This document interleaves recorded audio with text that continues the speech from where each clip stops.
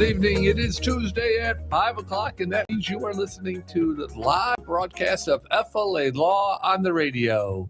This is Attorney Matthew Noyes. I'm one of the attorneys at the law firm of Perenich, Caulfield, Avril Noyes, the oldest personal injury law firm in Tampa Bay. We've been serving people since 1955, so 71 years. We've been helping people after car accidents, slip and falls, medical malpractice, work injuries, and even Social Security disability matters.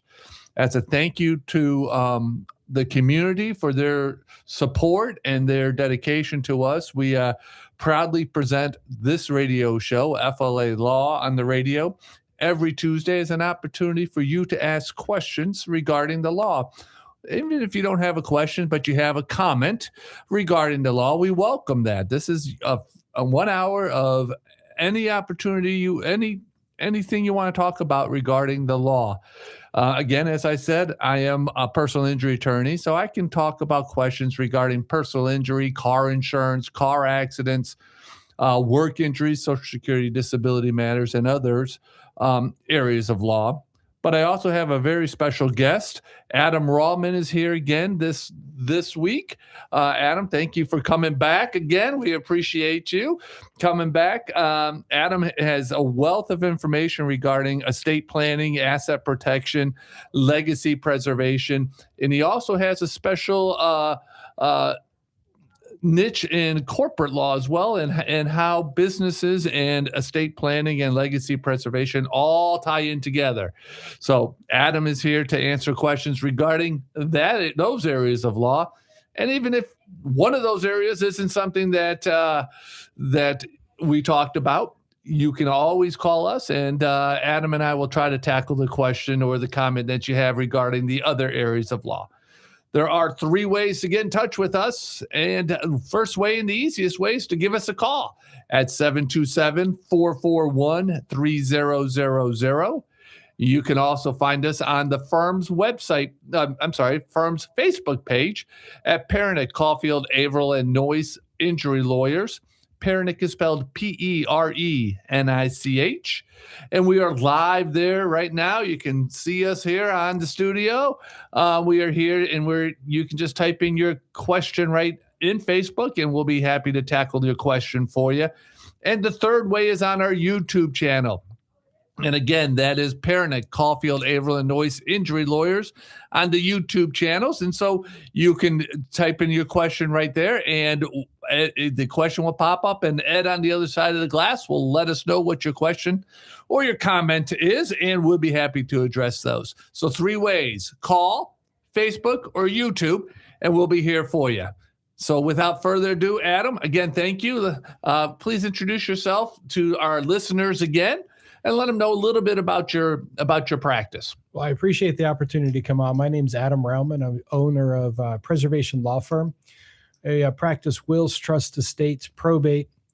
I also do a lot of corporate law, asset protection, and wealth transfer. I named the firm Preservation Law Firm because that's exactly what I'm looking to do: preserve your assets while you're alive and transfer as many of those assets as we can after you pass away. And your office is right in Largo, right? My office is located at 1920 East Bay Drive in Largo, and the telephone number is 727-250-0432. And you're always happy to help anybody and throughout the whole Tampa Bay area. I know our radio station goes all the way up to past Zephyr Hills and Dade City and all the way down to Sarasota. And I'm sure you're able to help anybody who may be listening. Absolutely. I actually travel the entire state working with different clients throughout the entire state of Florida. Oh, that's wonderful. How long have you been a lawyer, and then how long have you been doing this area of law? So I've actually been doing this area of law the entire time I've been an attorney. I passed the bar in 2010. It's my second career. I spent 15 years as a financial advisor. I had a Series 7, 65, 63, and a life health variable annuity license. But Wow. The SEC decided that I am more dangerous not selling products, so they made me drop my licenses because they don't sell those things anymore. Oh, goodness. Well, you're busy enough doing the law. Absolutely. And you're not alone in your office. You have Bruno, right, going into your office. Bruno's in my office. My dog's in there, visits with all the clients that get to come in. He goes up and says hi to everybody and then sits and listens to the conversation. It does not break attorney-client privilege because he does not talk again. That's the way to do it. And then next time you're on here, we'll talk to Lola and Ed and see what we can do about bringing Bruno into the studio as well. He would really enjoy that. We got Scooby-Doo right over here, so maybe he and Scooby can get along just pretty well. I know, Adam, we talked last time you were here, we talked a lot about the probate process and the wills versus trust. But I think it would be good if we spend a little time talking more about that other aspect of your practice, and that's the business corporate side of your business. Now, I say side, you say it's all intertwined, Matt. It is. It all works together. Yeah. So why don't you give our listeners just a little insight of how that is? How does it all work together with businesses and estate planning and legacy preservation and such? Sure. So what I do when it comes to corporations, I can either form corporations. I work with corporations when they're doing mergers with different companies being bought and sold. So if you find another company you want to buy, another plumber or something like that, I do work on those contracts. Also work on transitioning those companies from one generation to the next.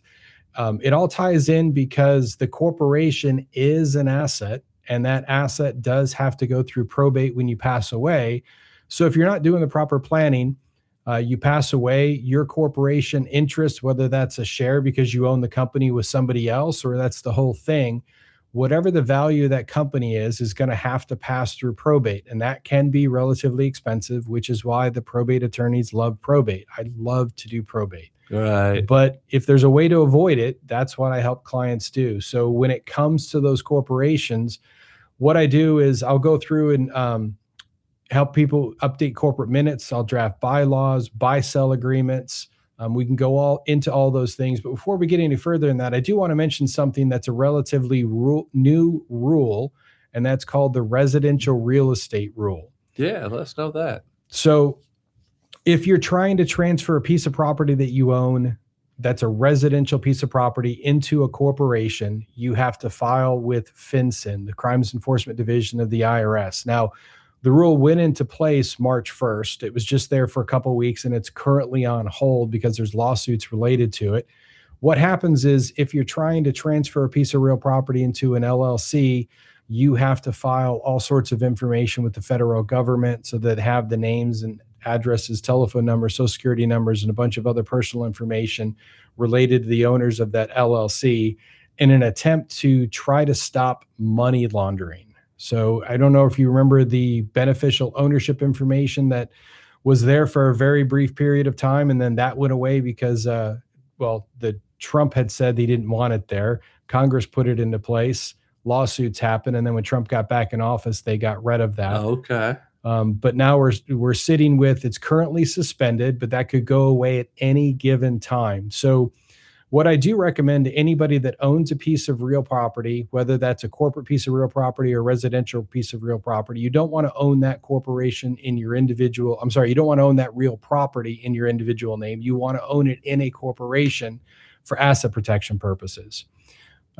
Companies out there like Morgan & Morgan that sue for dog bites. If you have a piece of residential property and you're renting that out and a dog runs out and bites somebody and you end up with a lawsuit, you could potentially lose that property plus any other personal assets that you own if you don't have that the real property owned in an LLC. So what I try to help people do, we'll set up an LLC to own a piece of rental property.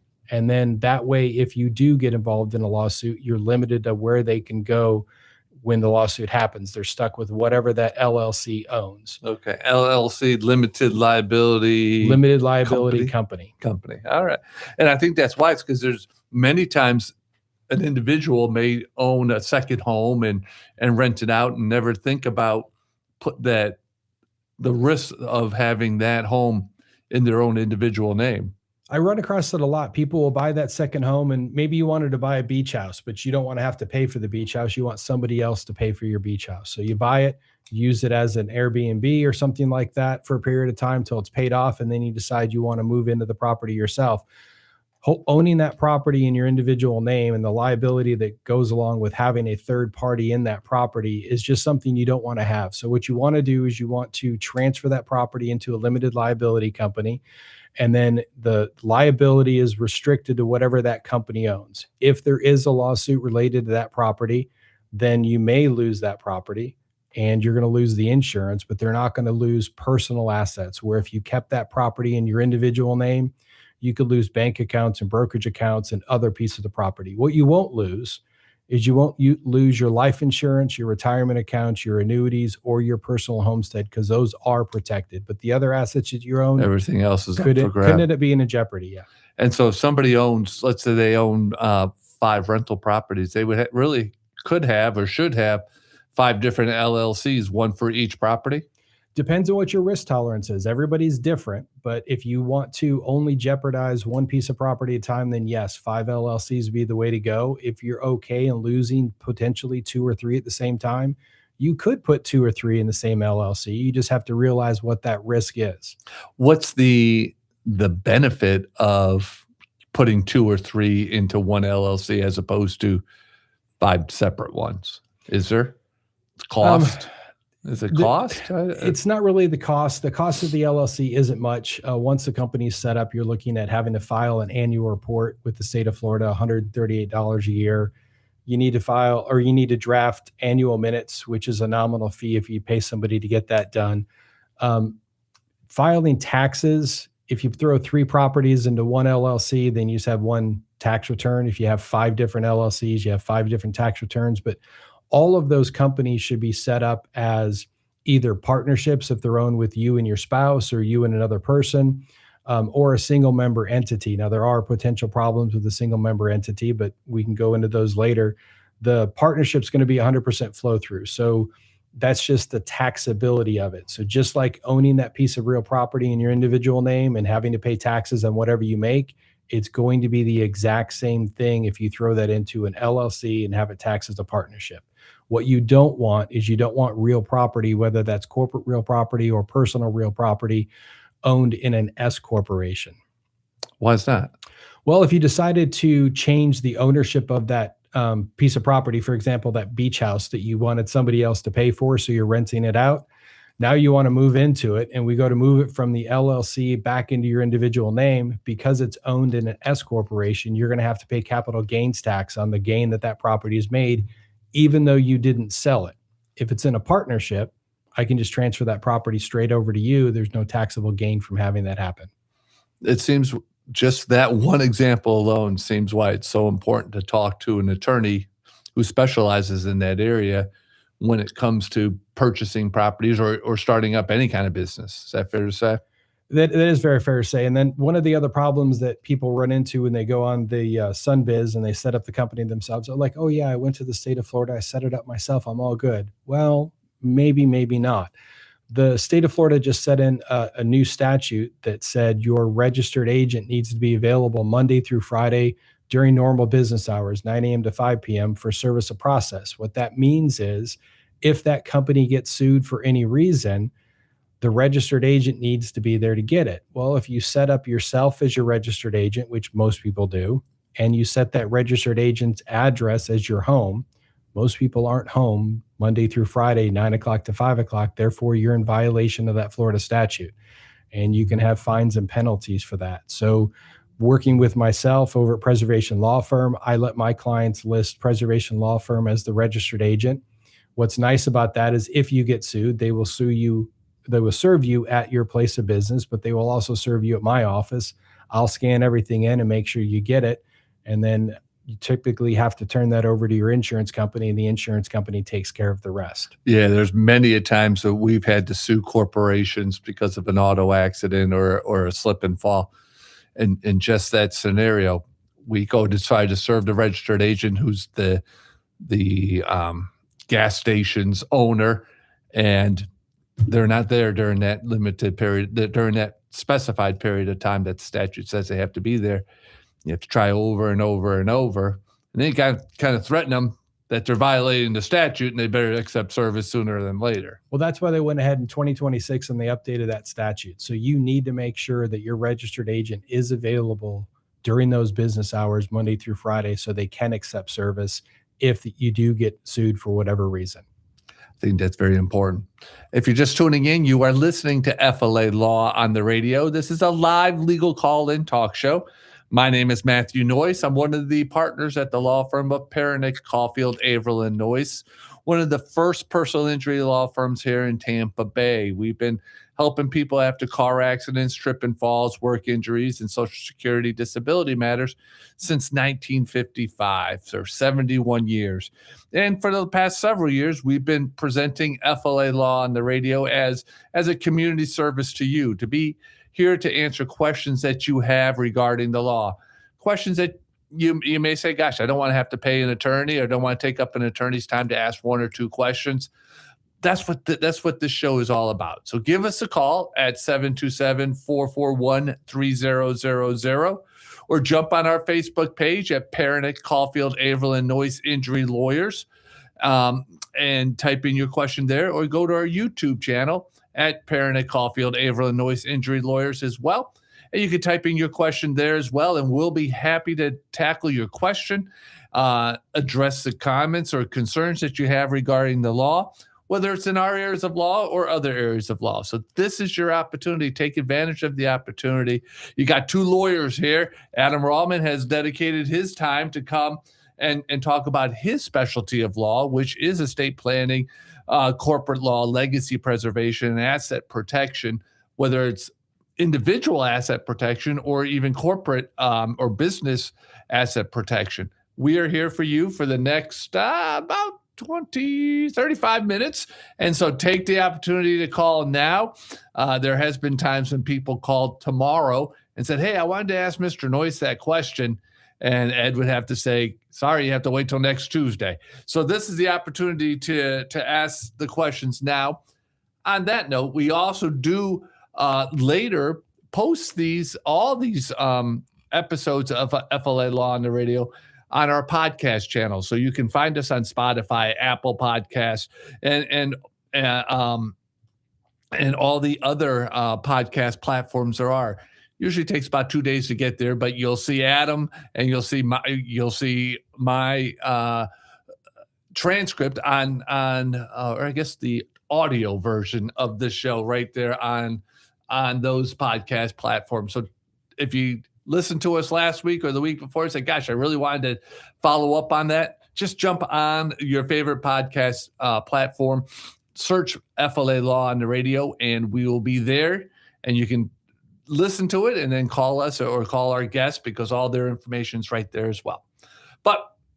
And we were talking of preservation and how important it is that corporations also take steps to preserve their legacy. What situations have you seen when they don't? Well, so one of the more common things that happens is people will go have a trust or will drafted. They won't do anything with regard to the corporation at all. And then the individual passes away. They go see the attorney. The joint assets pass okay. The other assets that have beneficiary designations pass. And then they don't realize they're going to end up having to do probate on that corporation. And if you've got a corporation worth $1 million, that's going to be 3% of that. So $30,000 on a probate fee. If it starts going up from there, those fees just continue to get higher. So it can be relatively expensive to put your corporation through probate.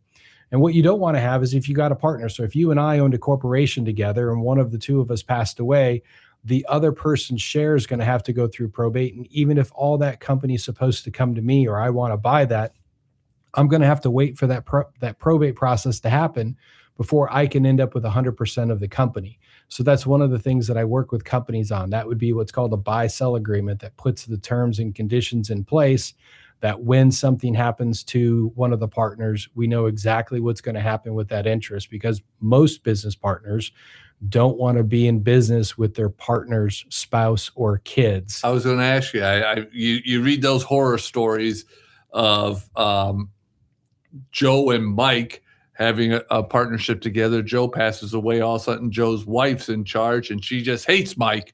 And that corporation or that business is just doomed for failure if you have the two leaders not getting along with each other. Exactly. Either that or she doesn't have any idea what she's doing with the company, which is just going to cause more problems as well. And then Right. she's going to want to sell, and she won't come up with an agreement on the amount of money she wants to sell that company for. So going ahead and putting those things in writing ahead of time really helps.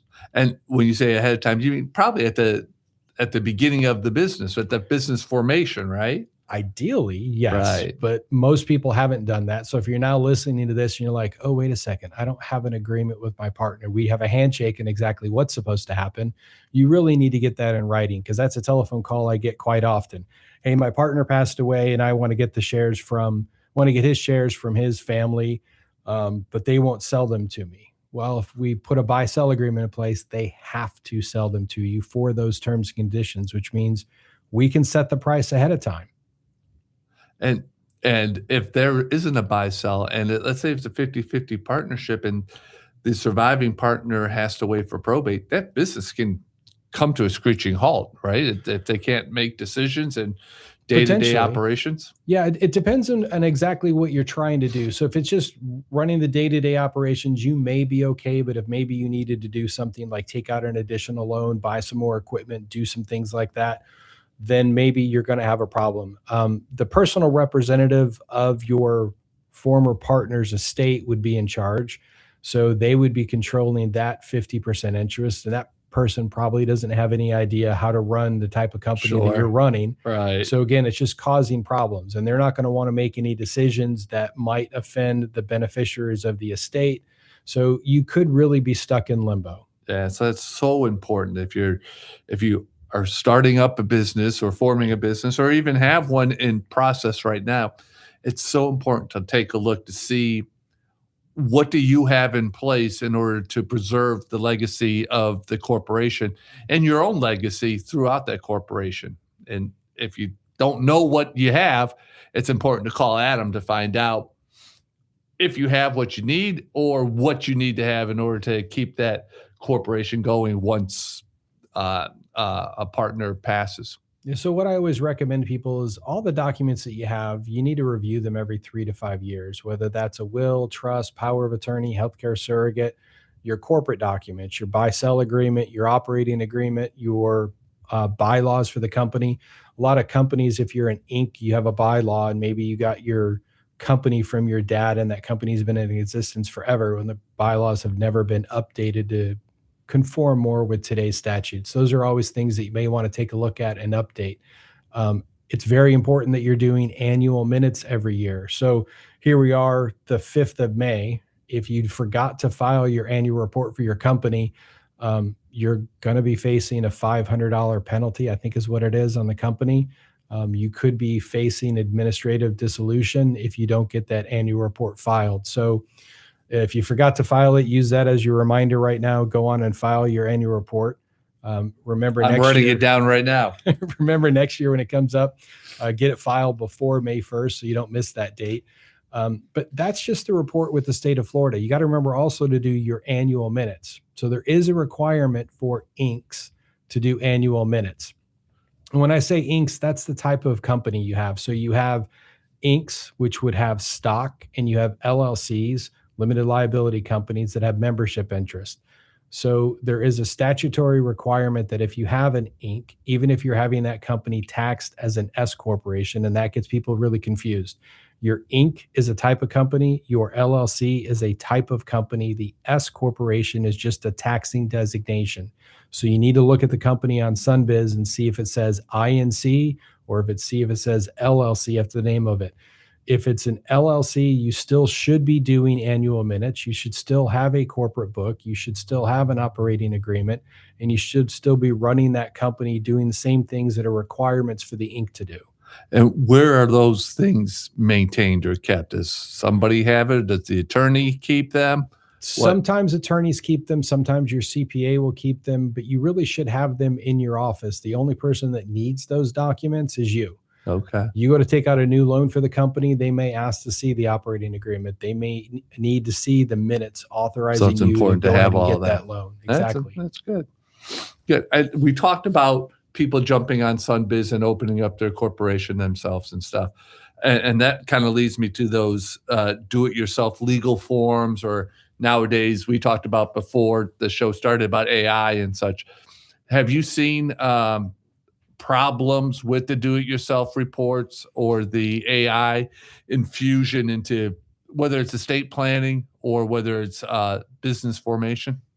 So there's always those problems when you're trying to do those things yourself. Can you do a will online? Absolutely. Is that will going to be perfect? Probably not. I've looked at a lot of those online do-it-yourself companies. It's not necessarily that they're not compliant with Florida law. They're just missing a lot of detailed information that you really should have when you have your documents done. I refer to them as deficient documents. The other part that typically happens is if they don't get executed properly, they will be invalid documents. So even if the document was drafted properly, if the execution of the document didn't happen the way it needed to happen according to Florida law, you have an invalid document. So going to see an attorney, paying an attorney, yes, we do cost more than going online and trying to have abcwill.com draft your will for you, but you're getting more than just the document itself. When you're dealing with me in my office, I'm walking you through all the different types of asset protection tools that you can use. I want to make sure that we've dotted our I's and we've crossed our T's, that we've made sure that all of those assets that you have are going to avoid probate, that you're doing the things you need to do to make your documents work. And you're not getting that with just getting a will drafted online. No, because you're taking the time to ask the questions that online can't ask, because you're just typing, hey, how do I draft a will? Where you're asking questions about, okay, tell me about your family. Tell me about whether it's a mixed blended family. And that all has repercussions, and it all has impact on what type of documents you prepare. Is that right? It has impact on not necessarily the which documents we draft. That may be an impact, but it's going to be how to draft the documents. For example, if you have a bunch of step kids or step grandkids and you are expecting those children to inherit from your estate when you pass away, if you haven't specifically listed them, they're not going to inherit, because steps don't inherit in documents unless you specifically list them to. Oh, see? Something that I didn't know.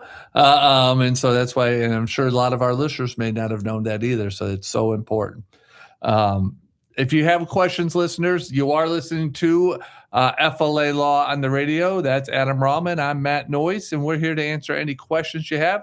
Give us a call at 727-441-3000, and we'll be happy to tackle your question here live on the air for you. But before we take the first call, Adam, I wanted to talk about, the misconception that estate planning is only for the wealthy. Isn't it, based on your experience, why is a formal plan or estate plan even more critical for the the middle-class family or the small business owner? Actually, I'm going to go even less than that. Anybody over the age of 18 needs a will, power of attorney, healthcare surrogate, and living will. The more important documents of those are the power of attorney, the healthcare surrogate, and the living will. The power of attorney allows somebody to act legally and financially for you. Healthcare surrogate allows somebody to make healthcare decisions when you can't communicate your wishes. And the living will states when death is imminent, whether or not you want to be kept alive artificially or pass away naturally. So you have a child that's 18 years old and you're paying $60,000 a year to put him in school. What you don't necessarily realize is that you no longer have authority over that child. We'll say child with my air quotes. Right. Because at 18, they're a legal adult. So without the power of attorney or healthcare surrogate, you really don't have the ability to make those decisions. As you get older and you have your own family, then you want to make sure those documents are there so that your spouse can take care of you, and or a different family member if something happens to you and your spouse. The other part that comes into play, once you have kids, you get to say who you want to raise your children. So your crazy Aunt Susan isn't the only one stepping up saying that she wants to raise the kids. And that's through the will. I mean, the will allows you to name the guardian. The guardian is going to be named in the will. Now, Okay. we also draft another document called a pre-need guardian that gets filed with the county, so that if something does happen, it's already on file in your will and on that form. Very good. Very good. Yeah, I've experienced that. I have a 20-year-old son, and I had to ask questions from St. Pete College from and they're like, well, we can't talk to you. I said, well, I'm the one who pays the tuition. Yeah, they don't care. They don't care. We can't talk to you. And it was even odd because I had to get my son on the phone, and so we did a 3-way call. And every question I asked, she wouldn't even respond to. I had to have my son ask the same question to her to get the answer. Exactly. So people don't realize that those documents are really important. I think we'll say the youngest old person that came in my office to have their documents drafted, she was 99 years old. She decided it was finally time she'd have her documents done. Wow. So yeah, you do want to get those done sooner than later. If you do have kids going to school, yes, you want to have them done. If you come to my office and have me draft your will and trust for you and your spouse, or just you if you're a single parent, I will draft those docs for your young adults for a nominal price compared to what I normally charge. That's very wonderful. Very wonderful. And so we talked about the will, the power of attorney, health surrogate, and the living will. What about we didn't mention trust in there. Can you tell our listeners a little bit about what a trust is, what it's not, and the difference between a will and a trust, if there is any? Sure. The trust comes into play typically when you have assets. So most 18-year-olds don't really have a whole lot of assets. As soon as you have a house, I definitely recommend getting a trust. A trust is the only way to avoid probate. So your will and your trust are very similar documents. They're going to do the same thing. They're going to distribute your assets when you pass away. They just do it differently. The will is a public document and has to go through probate. It also immediately hands out the assets. Your trust is a private document, does not go through probate, and allows you to put strings on your assets. So for example, you want to give money to your kids at ages 25, 30, and 35. Those are the strings that we can put in place that aren't there in a will. If you pass away with the will and you have minor children and you have assets going to those children where it's $15,000 or more per child, you could end up with a guardianship as well. So having a trust drafted will avoid that guardianship situation. Again, young adults that really don't have any assets, will's probably going to be fine. Anybody else really wants to seriously look at a trust. But what a trust is not is a trust is not a way to avoid your creditor. So I get telephone calls and says, hey, I might get sued. I want to put my assets in my trust for creditor protection. That's just not how a trust works. The trust that I'm referring to is a revocable trust. There is an irrevocable trust, but the vast majority of people are going to have a revocable trust, and a revocable trust will not have any asset protection in it at all. Now, I must admit, I may have told you this last time you were on, but I had a client, and because I listened to you on FLA Law on the radio, I knew the answer.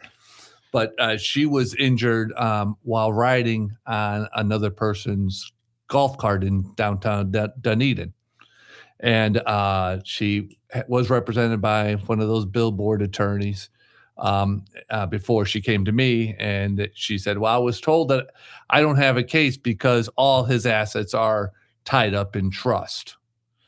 And so listening to you, I knew that they couldn't hide assets in a trust. And so we were able to help her out and get her the justice that she deserved because of the negligence of that golf cart driver. And I do want to clarify one little thing. So you and your trust are one and the same. So you and your spouse have what's called tenants by the entireties. That is an asset protection that you would have available if you own those assets in your in your joint name. So you and your wife, tenants by the entireties.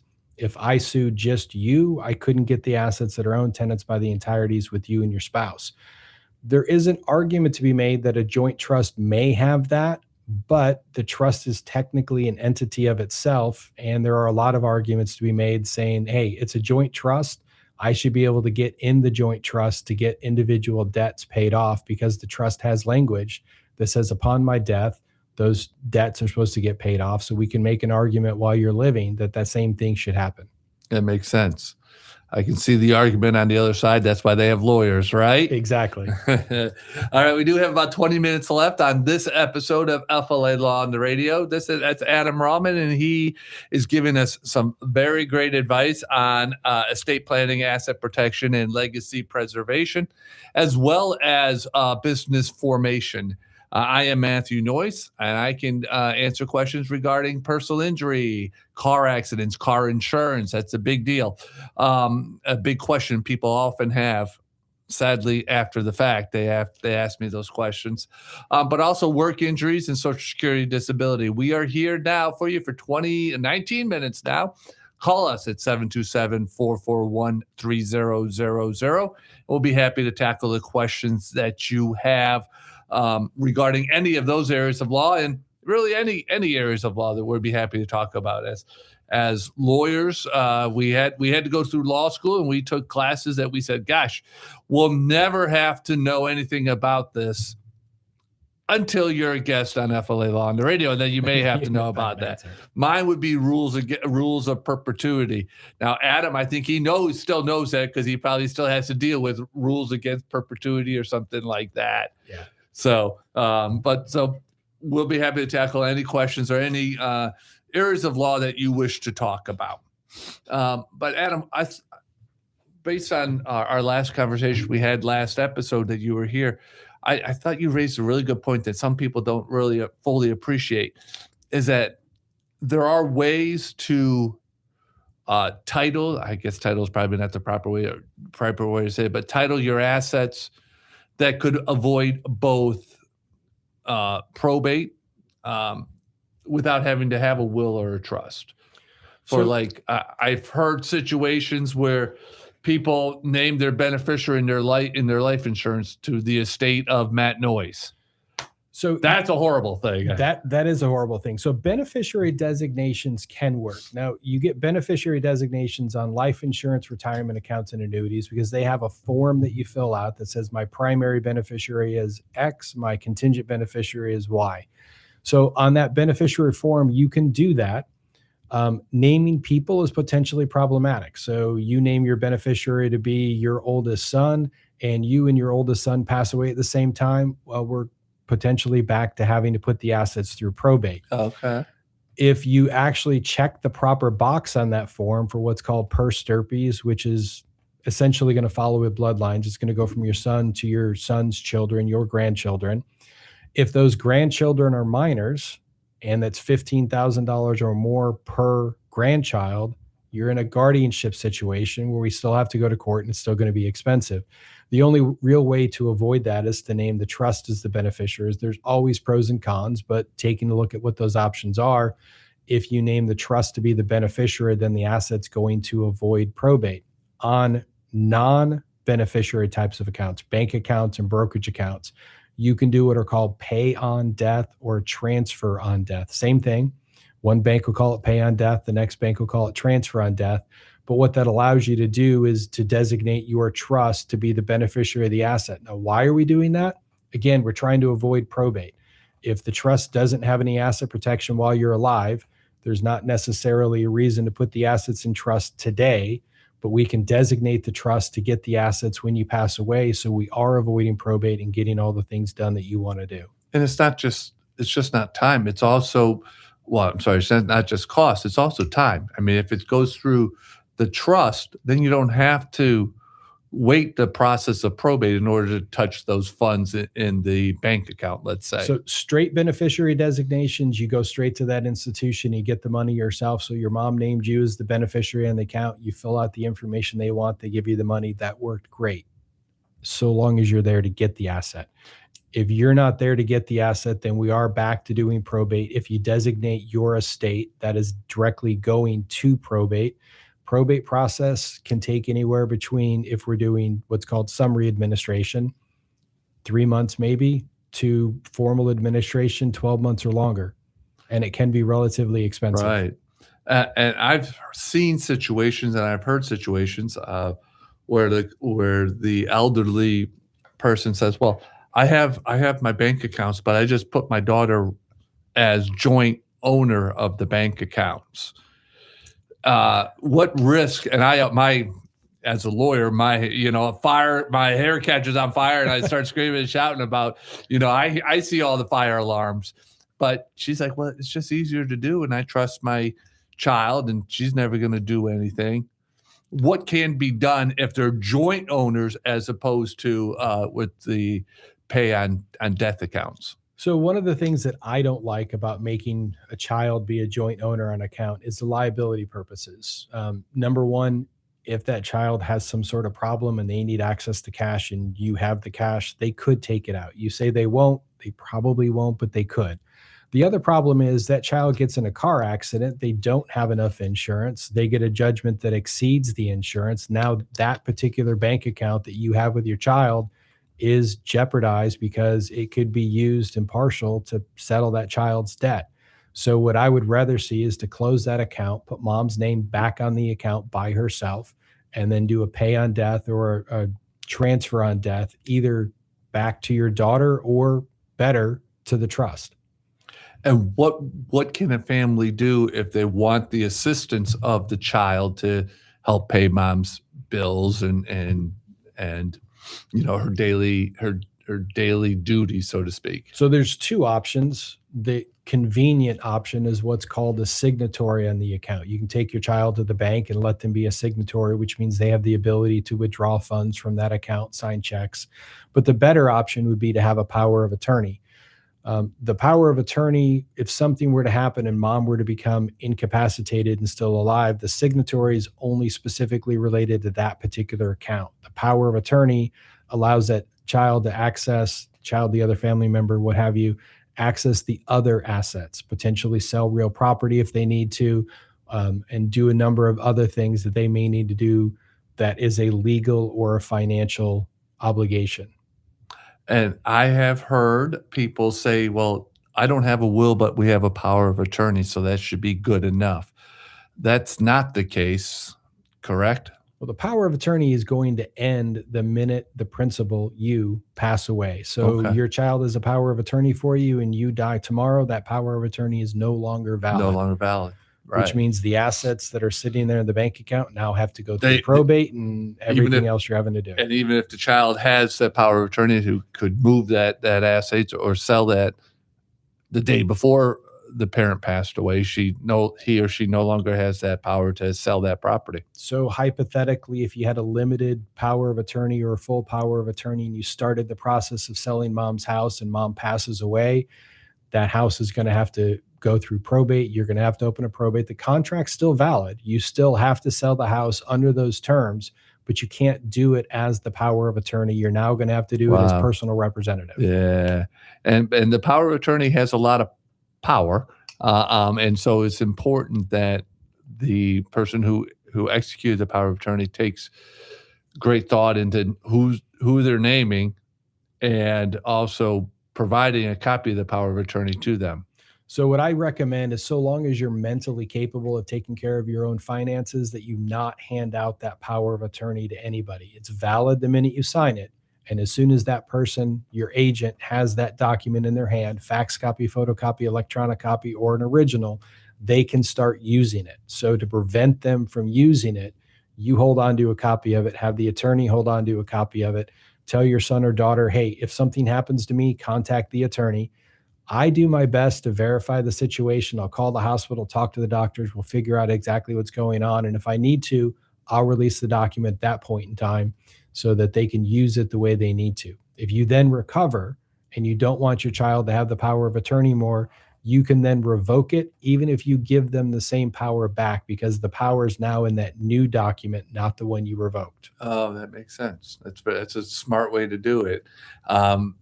The child, let's say it's the child that has the power of attorney, they don't have to wait till the executor is capacitated. No, so the power of That's the attorney has problem. nothing to do with mental capacity. It has everything to do with having it in your possession, which is why I don't recommend handing it out. Yeah. I also don't recommend, I have a lot of financial advisors that, they'll have their client come see me, I'll draft the documents, and then they'll want copies of all those documents. And I'm just not comfortable handing out that power of attorney to the financial advisor because it's technically on file at that financial firm, which means if your agent picks up the phone and calls and somebody else other than your financial advisor is there and they say, oh yeah, I see the power of attorney, Steve, you can go ahead and access the money. It wasn't your intention that Steve go ahead and access the money today. That's very So you need to keep that somewhere safe until it's actually needed. What other tips that's a tip that I never thought about having the financial planner advisor being careful about giving them that. Well, that's one of the advantages of being a financial advisor. Before I knew what people were doing with them. So what other tips do you have for family members that are contemplating the estate planning process or the preservation assets so process? It's one thing to talk to your kids about what you're thinking about doing. It's another thing to give them copies. The problem with giving copies of the will or the trust, you can change them. If something happens and you end up falling out with that child and you decide to remove that child or all of your children from the trust, there's a trust that they're holding on to that says you're giving them the asset. Now you've got a new one that says you're not. So it just causes problems. The only document I ever recommend handing out is the healthcare surrogate, because that power in most cases comes and goes. So for example, your doctor thinks you're fully mentally capable of making your decision. You're making your decision. They put you on medicine or put you under anesthesia so you can't communicate. They're going to go talk to the healthcare surrogate. So you need to take a copy of your healthcare surrogate with you every time you go to the doctor, and they're going to do any sort of procedure and put you under anesthesia or anything else. And you need to let the agent know in that power, or the healthcare surrogate, that, hey, this is the one document you can have. You are next in line behind my spouse to go ahead and make healthcare decisions. And the healthcare surrogate has a telephone number in it. So it does have an address, and the address is important, but it's not as important as the telephone number. Because decisions need to be made. Most people aren't changing their phone numbers nowadays. They may change cell providers, but they're not changing their phone number. So the doctor can always call and say, hey, Steve's in here. We've got him under anesthesia. We need to do surgery number 2. Can you authorize it? And one of the advantages of that healthcare surrogate is authorizing a procedure as the healthcare surrogate. You're not accepting financial responsibility for the procedure itself, even if it's your spouse. Oh, okay. I didn't notice that either. That's pretty interesting to have too. That's good. Adam, what I want to talk about, because estate planning is, they think it's just a bunch of numbers being crunched and moved around it and all that. It's just numbers on a ledger. But your practice, especially with the preservation law firm, you help clients protect the value of the family and the family history that goes alongside with all their financial assets.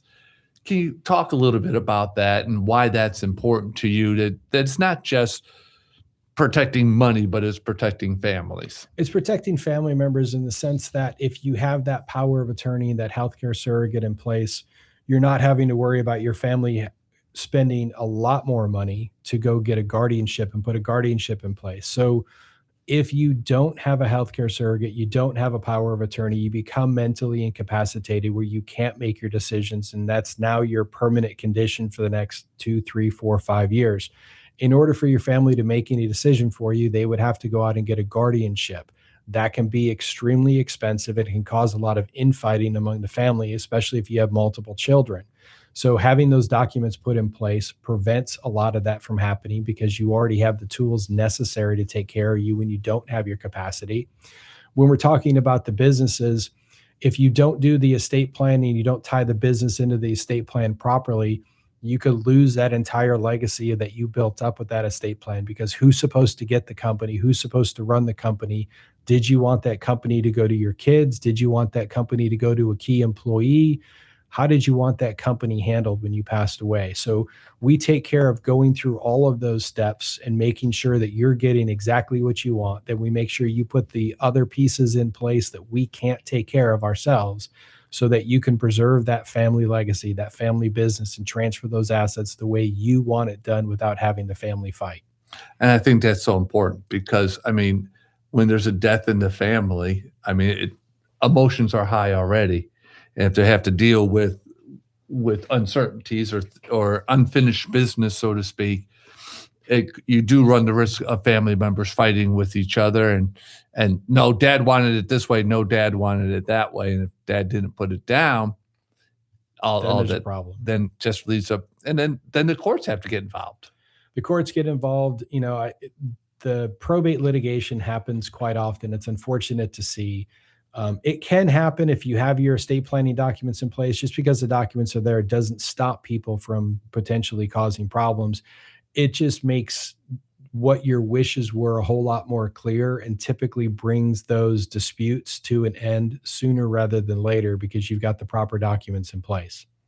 I do want to say one thing, because I remember from way back, our firm used to have a FLALAW TV show as well. And so I've never forgotten this one statement that a probate attorney told me, or a estate planning attorney told me. And there are ways to protect your pet upon your death. Is that correct? There are. So we can put pet provisions in. And typically, you've heard those stories where some star left $1 million to their dog. Well, in Florida, you can't leave your pet money, but you can leave. Yeah, I want you to clarify that, because that is the story that you hear. Exactly. What you can do is you can leave somebody, Bob, money to take care of your pet, and you can put stipulations on it where Bob doesn't take the pet, Bob doesn't get the money. And you can make the payments go out to Bob on a monthly basis as opposed to giving him a lump sum. So you can put strings on taking care of your pet. If you take all the animals, you get X amount of dollars, and that X amount of dollars can be given all in lump sum or can be given out over a period of time. And it's typically money that you're giving them because vet bills get expensive. So you're paying for vet bills, you're paying for the food, you're paying for the care of that pet without having to worry about what's going to happen to the pet when you pass away, having that pet end up in a shelter when that was not the intention. But you can only do that through a trust. You can't do that through a will. Is that right? You can do it in a will, but it is going to hand the money out 100% right away. So if you say $10,000 to Susie, if Susie takes care of my puppy Skippy, then Susie will get the 10 grand if she takes Skippy. But you're just going to hand out the money right away, and you're going to have to go through probate and pay that probate fee. Yes. And we're about to wrap up. I do want to give you an opportunity to tell our listeners once again how they can reach you when you're not here on FLALAW on the radio, to share your wealth of information that you have in all these areas of law. So I can be reached at 727-250-0432, 727-250-0432, or you can reach me at preservationlawfirm.com. And I do have an inquiry where you can send an online inquiry. You can call the office. We'll set you up with an appointment so you can come in and we can have a face-to-face visit. Or I can do visits via Teams or some other online visit or telephone if that's what you want to do as well. And do you charge for your first consultation? So the first consultation's always free, assuming it's a normal consultation. It goes through a normal period of time. It's the multiple conversations that we end up having after the fact that may or may not incur additional fees. And there are times when you tell people that what they want isn't what you recommend. And sometimes you talk yourself out of a business, out of a job, don't you? Exactly. All attorneys have the ability to turn down anything they want. But if it's something that I just don't see the relationship going to work out, then I'll go ahead and tell you that, I don't think we should be working together, and you can go a different way to get those things done. Or they don't need, they may not need a trust or a will. You may say, hey. I have run into people that beneficiary designations will work. If you're terminally ill and you want to name beneficiary designations, we may not need to do the things that we're talking about doing. But in most cases, at a minimum, power of attorney, healthcare surrogate, living will get you where we need to be. So if something does happen, we can take care of you while you're alive. Perfect. Adam, thank you very much. I appreciate the wealth of knowledge. I know I learned even more in this last hour, so thank you very much. Thank you. That does wrap up FLALAW on the radio for this week. I encourage you and I welcome you to join me again next week at 5 o'clock on Tuesday, and we will have another special guest to share on the law. But in the meantime, drive safely and watch out for those who don't. Take care.